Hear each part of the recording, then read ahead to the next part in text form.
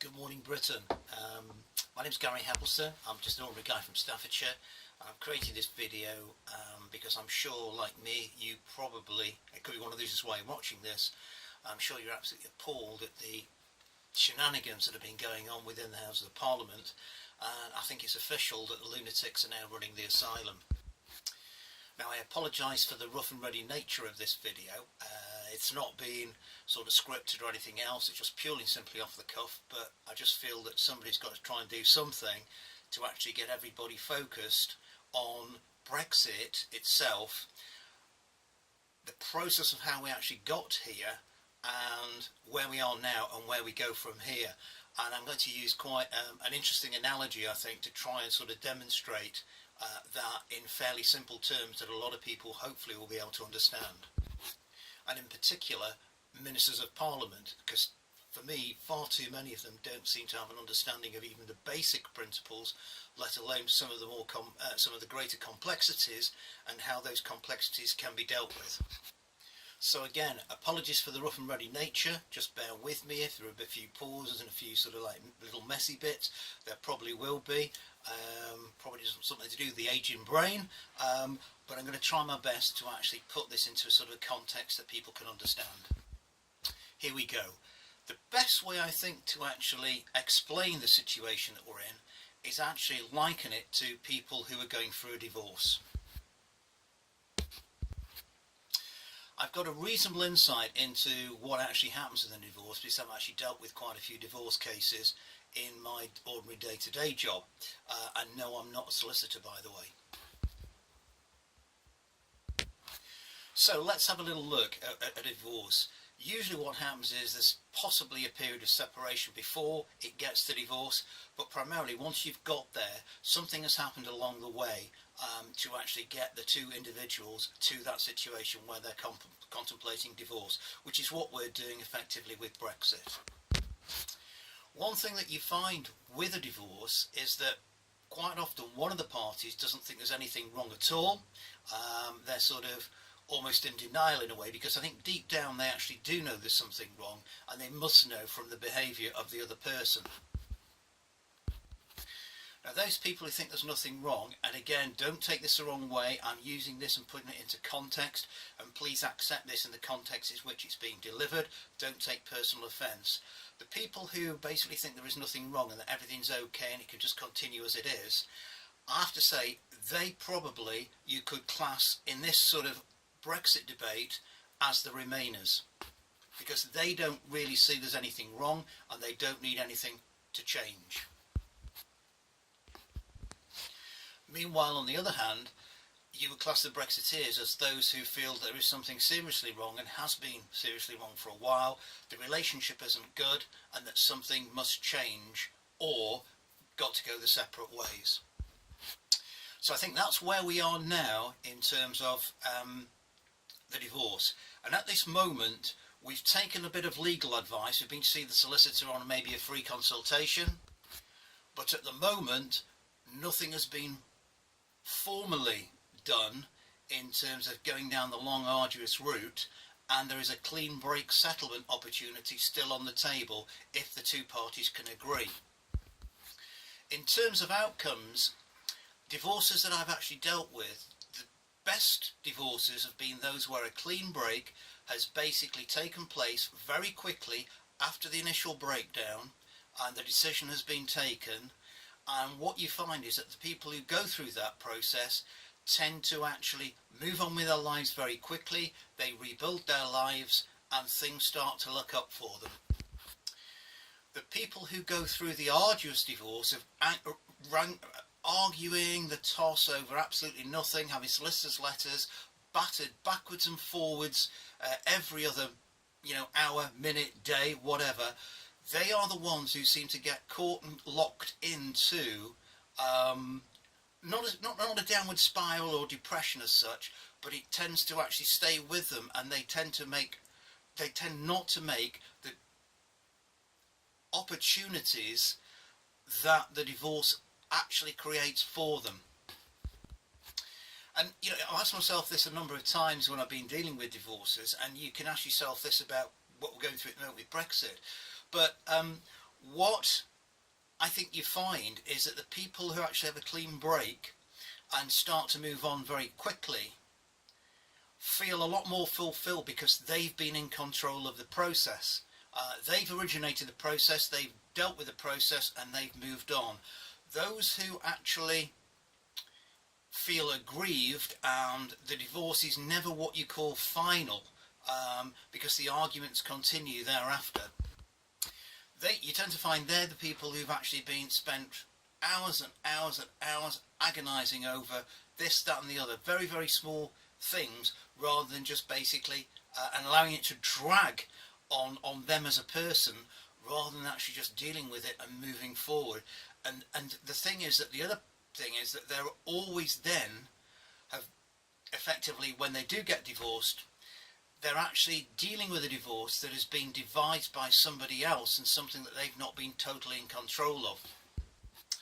And those divorcees tend to find it very, very difficult to move on, because it continues to gnaw away at them, the fact that what has actually happened was decided by somebody else. I think the important thing here to stress is that this is when something materialises that they find out they're not happy about in terms of the divorce. If they've made that decision themselves, they can live with it and still move forward. When it's somebody else who's made that decision, like the courts, the solicitors or whatever, they find it very, very difficult to actually accept that and actually move forward. And as a result of that, they tend as individuals not to ever develop and make the best use of the new life that effectively is there before them, but they can't actually go and take advantage of it very well. So I hope that's made some good sense to a lot of you out there, and particularly you MPs who are watching this, because I think you're the ones who are probably going to learn more from watching this video than anybody else, to be honest with you, and that's why it's called Brexit for MPs stroke delete dummies. So where are we now with Brexit? We're at the stage where we've missed an opportunity of going down an immediate clean break situation in terms of the divorce, but it's still an option that's on the table, and we haven't fully gone down the route of getting lawyers and barristers etc. in to argue the toss over literally very, very small minutiae. So what I suggest happens now is that you actually all think about Brexit in that particular light, but there are a couple of other factors that I think also a lot of you actually need to understand, because there's not been a proper debate about some of these issues. So as I said earlier, you know, to a certain degree, when you come to this divorce situation, quite often there's one of the particular parties to the marriage that think everything is absolutely okay and there's nothing wrong. And to be honest with you, that isn't the case, because they tend to be living sort of in a denial, but they're also okay with things as they are because it suits them, and you know, it's providing with that. The other big thing within a divorce situation, and why quite often it takes a while, and sometimes couples go through separation first, then get back together before divorcing, is that whilst they're very unhappy with the situation, they're also very, very fearful of what may follow, and it's easier for them to stay in the comfort of an existing arrangement but remaining very, very unhappy within that arrangement, rather than actually going for the divorce, getting it organised and breaking free. That's the difficult part, because they don't know what the future holds and they're very, very fearful of it. However, more often than not, once that decision's been taken and they've taken that leap, they actually find that what's actually on the other side was actually nowhere near as bad as they actually anticipated, and they spent years and years suffering, caught up in something that they despise, but were very, very frightened of leaving that element of sort of security and comfort that it's still somehow provided. Anyway, back to some of the more important factors I think that we all need to consider as a country, whether you're a Brexiteer or whether you're a Remainer. For me, one of the biggest risks that has never been discussed on either side, and certainly not debated in the House of Parliament, is the risk of staying tied to the EU. The biggest one being, what happens if something comes along in 2 years' time, 5 years' time, 10 years' time, sideswipes the EU and actually causes it to implode? We would then be caught up as a country with 27 other countries scrambling for the lifeboats as the ship is going down. We have no plan A, no plan B in place. We're very, very closely tied to something that is actually failing. Now, I've actually sort of mentioned this to a couple of MPs over the last couple of years, and the sort of reaction I get is, oh, don't be so stupid, go away, you don't know what you're talking about, it'll never happen. Well, history actually, believe it or not, is littered with examples of sort of unions of this nature that have subsequently broken up quite acrimoniously as well, I might add. But the other thing is that a lot of people are not aware of this point, and certainly these MPs that I spoke to weren't, that the actually European Union nearly came to grief and fell apart over, in very, very recent times, not so long ago, over the Greece situation and the problems that Greece had in terms of the level of debt, which nearly actually caused the euro to collapse. The actual EU itself, as I say, got exceptionally close to actually fracturing. So anybody who tells me this is not a major risk going forward, I think they need to rethink that, because it nearly happened literally within the last decade. It has actually also happened once before as well. It may have happened more times, but it's not something that I've heard of or I've seen reports on. But again, these things don't tend to be very readily reported, because of course they're kept away from the media by the powers that be. So for me, that is one heck of a major risk that people need to give some serious thought to, because if we're still in there with a hand tied up behind our back, we're not driving the bus, then unfortunately we're taken to a destination that perhaps we don't actually want to go to. Whereas the other side of the coin is, if we're actually out with plan A, plan B already in place, both hands free, and we're driving the bus, if that scenario happened, it would probably not be anywhere near as calamitous. Another big risk of staying so closely tied to the EU is that the EU itself is an ageing demographic and also a stagnating stroke weakening economic zone. I use the word stagnating as in stagnating is what you could call it at best. And for anybody who questions an issue around that, all I would say is there's some fantastic independent data, economic data available, and also facts and figures available on the EU's own website, on HMRC in this country, the government's own website in this country. But one of the big sort of sources of independent economic data that I tend to use and look at when I'm looking at these things is called Capital Economics, and they produce the stats on all sorts of things for countries throughout the globe, not just in the UK and the EU, but are actually around the globe in terms of America, Sri Lanka, India, Pakistan, you name the country, they've got the actual economic data there. The other thing about capital economics is that it, compared to the likes of the CBI, the World the WTO, World Trade Organization, the EU, obviously, the IMF, the government own sort of economic forecasts. Most of those have tended to be very, very poor. Capital economics have actually do their own forecasts, etc., and their forecasts usually turn out to be some of the best and most accurate. But of course, none of the economic forecasts are ever accurate to that degree.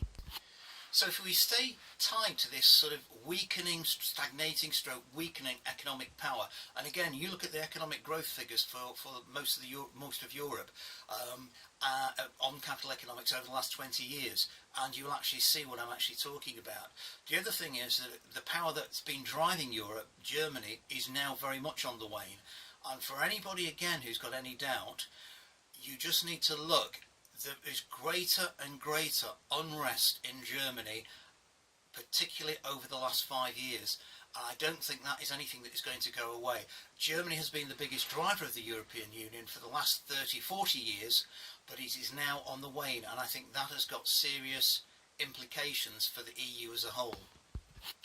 So if you tie up with one particular economic area rather than diversifying the risk, it's very much like a supplier to Marks and Spencer's, say, or Apple, who basically purely produce and manufacture for them as their major customer, with 70, 80, 90% of their manufacturing and products actually going to that one particular organisation.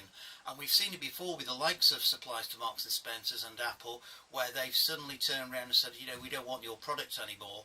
Those businesses go out of business exceptionally quickly in such circumstances because they've got no diversity of risk within their portfolio. So that really, for me, is a good reason why perhaps Brexit might not be a bad thing to balance that risk in terms of us being able to go out and sign independent trade deals around the globe with the young, demographic, growing economies of the world. And I say that is the most important thing. It's about the actual demographics.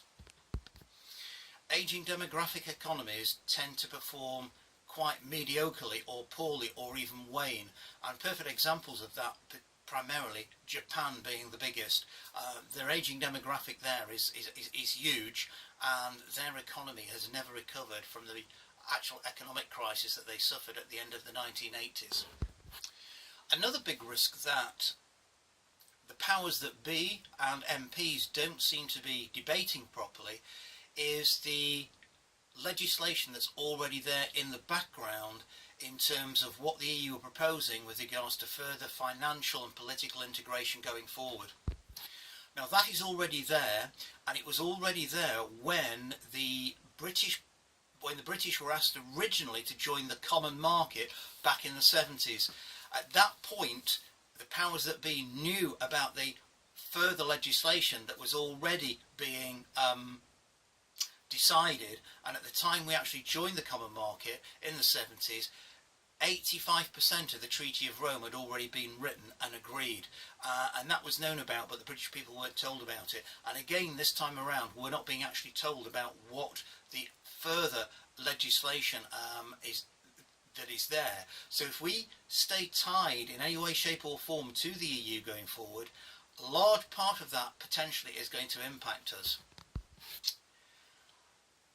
The other big thing that, again, MPs and the media, etc., just aren't getting across is if we actually stay in the EU, as we are at the moment, so in other words, we actually remain, we cancel Article 50, etc., what we can say with certainty is the cost of us being in that club is going to grow exponentially going forward.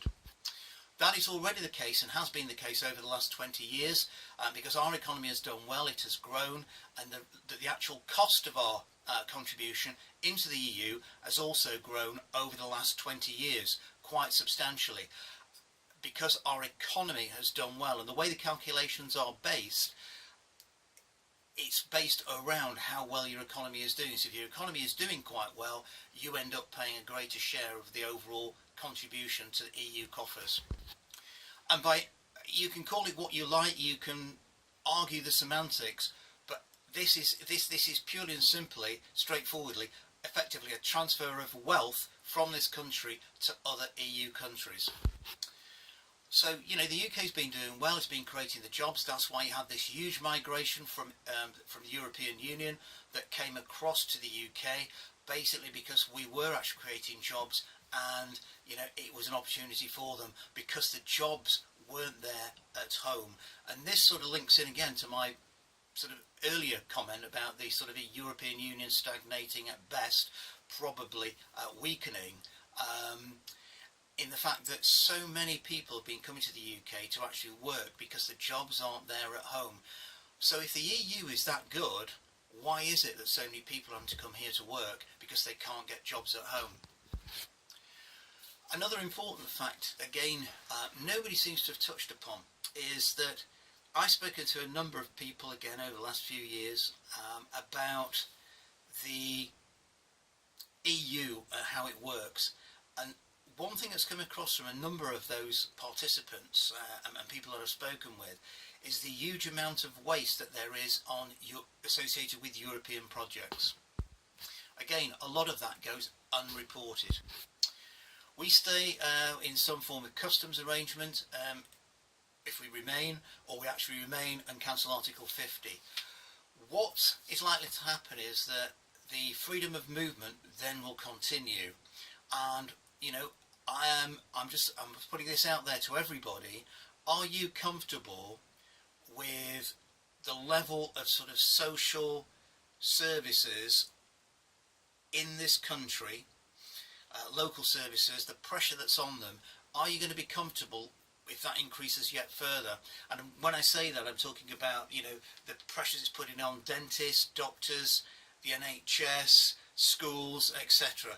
We're already short of housing in this country, effectively on an already overcrowded island.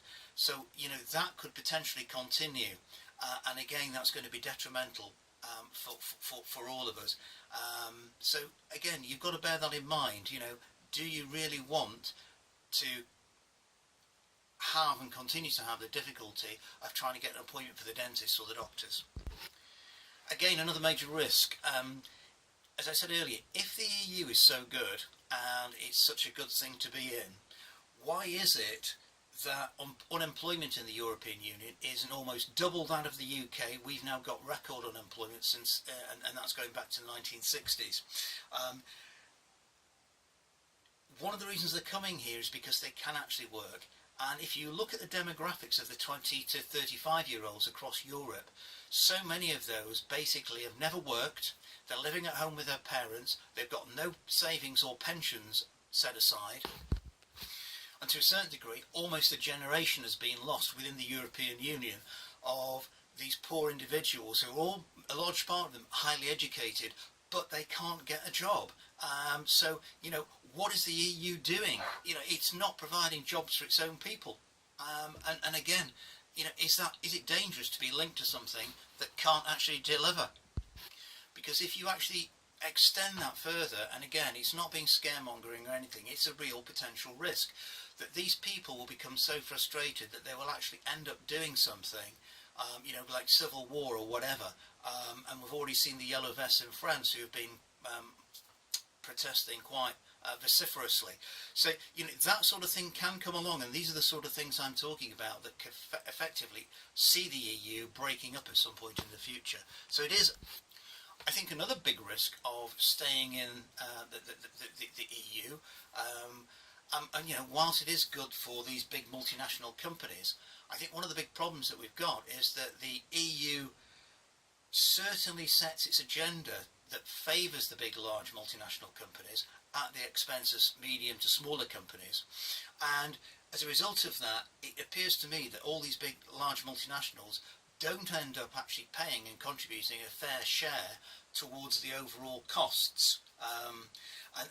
And the policies and systems that are in place seem to favour and facilitate the large multinationals actually avoiding those responsibilities and, you know, avoiding paying their fair share of tax. And one quick final point on risks. What I think we have seen over the last few years since this process was started is that the EU have continued with their abuse and bullying tactics, and too many MPs have failed to grasp and understand this. What do I mean by that?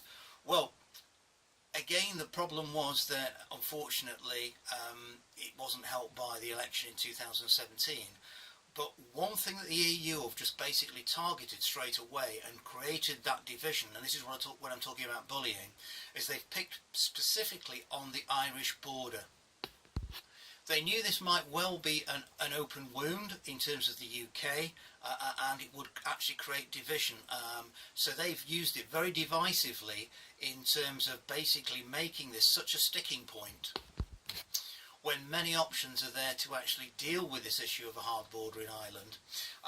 And it's quite interesting that this week, after there's been this discussion about an extension, etc., all of a sudden the EU came out and said, oh, well, actually, we're going to be looking at a solution now to the Northern Ireland situation. And woe betide, and well, I think there's a fair chance that they'll actually use one of the things that's already been discussed, on which, to this point, they've basically dismissed as not workable. All of a sudden, I think you'll probably find it will be workable. And this is something that we've seen time and time again with the EU. It's not political, it's not scaremongering, it's actually fact. I haven't got time to go into all of them, but I mean, you could name probably 10 things where this sort of behaviour has actually been delivered by the EU in the past. So MPs have failed to actually see through that and challenge it sufficiently. Quickly, risks if we stay in. So, to all you Brexiteers out there, what are the risks if we actually leave? To you who want to remain, what are the risks if we actually leave under the sort of options that have been suggested by Brexiteers? Granted, there will be, if we leave on WTO terms, we won't crash out of the EU with no deal, we will actually leave on WTO terms, with no other alternative deal having been agreed. That's the default position. So if we do that and leave on WTO terms, there will be the very, very short-term headless chicken routine.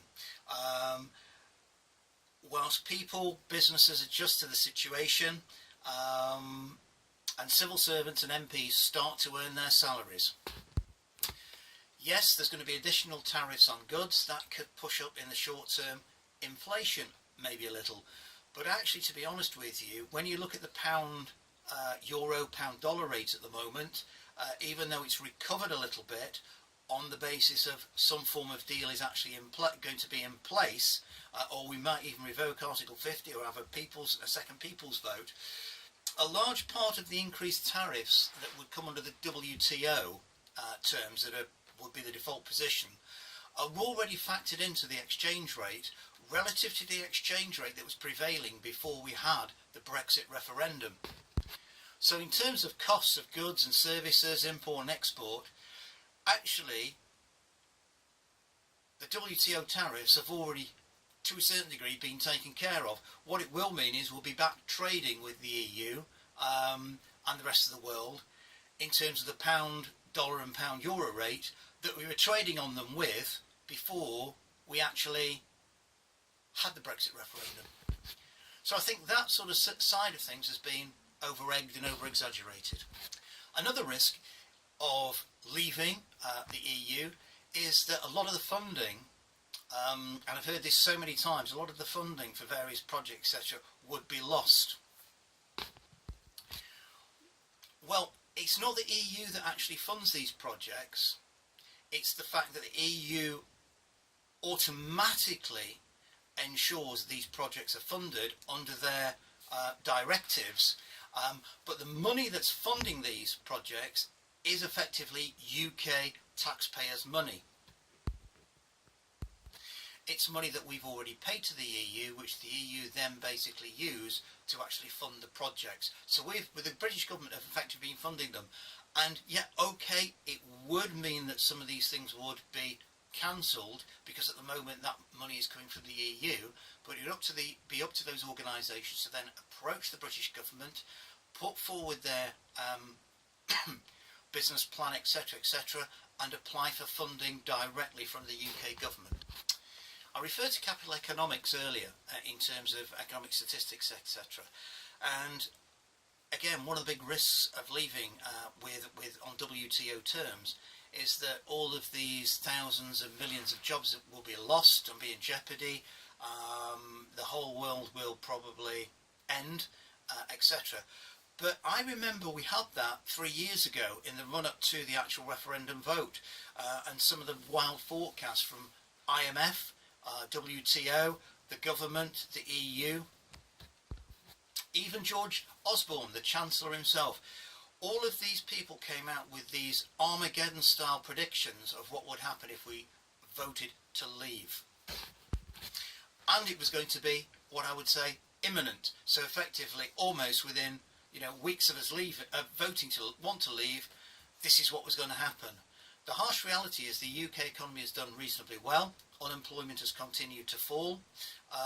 So all of those scaremongering stories never really materialised. Yes, there will be a little bit of pain. I'm not that naive. Personally, I'm not that naive. And I think there will be some pain if we actually do leave. But how deep will it be? How bad will it be? I don't think it's anywhere near as it's going to be anywhere near as bad as all of these Armageddon forecasts, because we've seen these before the referendum vote itself, and we had similar things again back in 1992 when Norman Lamont actually pulled us out of the exchange rate mechanism, which was the precursor to the euro. The reality back then in 1992 when that happened, and there was no planning, it was just basically done literally at a click of a finger. There was no warning or anything. We had the headless chicken routine for a week before things started to settle down, and within 3 months the economy had turned around quite well, and within 2 years we had the strongest economy in Europe, and that was alongside Denmark, who did something very similar to what we did back in 1992. Another risk, the actual wealth of the country would be affected if we actually left the European Union. I think there could be some merit in that, to be honest with you, in terms of the short-term hit to the economy. But once all of these trade deals that have already been pre-agreed, with many others sort of already well on the way to being agreed, once they start to get signed up and completed and the trade starts taking place with them, any loss of trade with Europe would be quite fairly well offset and possibly even bettered, because the other thing to remember here is that in terms of free trade deals that we can sign, that Europe represents 1/6 of the global economy, if that. So the fact that we can actually go out and start signing free trade deals with the other 5/6 of the world economy, which are also young, demographic, growing economies, means that potentially our future prosperity could be enhanced by doing that, compared to basically restricting ourselves to an ageing demographic, stagnating stroke weakening economic areas such as the EU. In terms of the job situation, loss of jobs and weakness in the economy, I think Brexit would potentially have some short-term impact, but far greater impact and far greater risk is actually if the world economy slows down, particularly over in the Far East and China. That's the real sort of risk, and that would impact us and devastate jobs and the economy in this country far more than actually us deciding to leave the EU. And you must remember also that the EU, if we did leave on WTO terms, potentially they would be coming back to actually sign a trade deal with us. And there's very good reason for that. I won't go into all the details, but it will probably hurt the EU far more than it would hurt us over the longer term. And I did produce another video about 8 weeks ago talking about some of these things, and this goes into a little bit more of the minutiae and the detail about sort of the economic numbers and figures and things. So I'll put that link up as well, so you can actually have a little look at that if you want to. But I hope this video has helped put a few things in perspective, perhaps made you think a little bit more widely about the whole issue, and also consider some of the risks that many people just haven't even discussed in terms of the debate on whether actually we stay or we actually leave. But all I can reiterate is that those who go for the quick, clean divorce settlement, when they're splitting up, tend to enjoy better lives subsequently, with far less acrimony, far less hand-wringing, and they're far more comfortable with their future lives. However, it's for you to decide. I hope that's given you a few sort of insights into sort of aspects that perhaps you may not have considered, whether you're a Remainer or a Leaver, and let's see what our politicians will actually do. I hope some of them will actually watch this video and perhaps get a better understanding. But it's not about where we are next week, next month, next year. It's where we are as a country in terms of our political freedoms, about our financial security for the next generation. It's about where we are in 20 years, 30 years, 40 years time. So if we endure a little bit of short-term pain for potentially much better and stronger rewards further down the line, I think that might be something that some of you might be prepared to accept. For me, it doesn't matter. Whichever way we go, it's not going to have much of an impact on me given my age. But hey, you know, if you're 20 or 30, then yes, I think the implications of what we're doing at the moment, you will see the results of that 5 years, 10 years, 20 years, 30 years down the line. Hope you've enjoyed the video. Hope it's explained a few little bits and pieces, given you some food for thought. Take care. Bye.